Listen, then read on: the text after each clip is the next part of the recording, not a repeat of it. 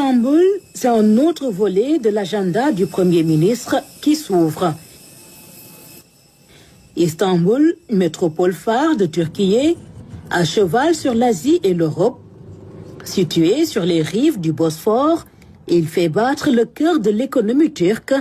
C'est ici que le Premier ministre est venu rencontrer les hauts responsables d'Exim Bank, le directeur général et le président du conseil d'administration. Exim Bank a financé beaucoup d'infrastructures au Sénégal.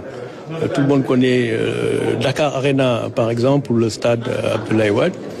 Et tous ces investissements ont été faits avec de la dette sur le bilan de l'État. Alors donc, comme vous le savez, étant donné notre niveau d'endettement que tout le monde connaît, nous sommes dans un changement de paradigme. Changement de paradigme qui consiste à dire qu'il y a beaucoup de projets donc rentables que nous pouvons faire ensemble avec Exim Bank, mais hors bilan de l'État en structurant donc les projets. C'est ce que le Premier ministre appelle tenir compte de la zone de turbulence. Turbulence consécutive à la situation des finances publiques. Cet argument, défendu devant le top management, dessine de nouvelles perspectives. Et c'est ce que nous étions venus leur expliquer, qu'ils comprennent très bien. D'ailleurs, ils le font donc dans d'autres pays et dans certains projets.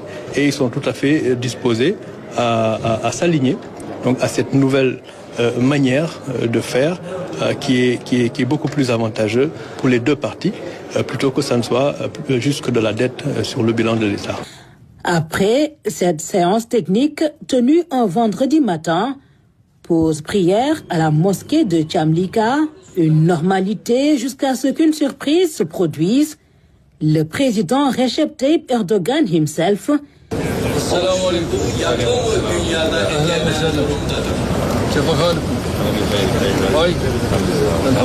alors qu'il devait se rendre dans une autre mosquée, il a tenu à venir auprès de son hôte, effectuer la prière du vendredi. Après cette séquence, les audiences, une longue série qui voit se succéder des investisseurs turcs. Ils sont pour l'essentiel très avancés dans l'installation de plusieurs usines.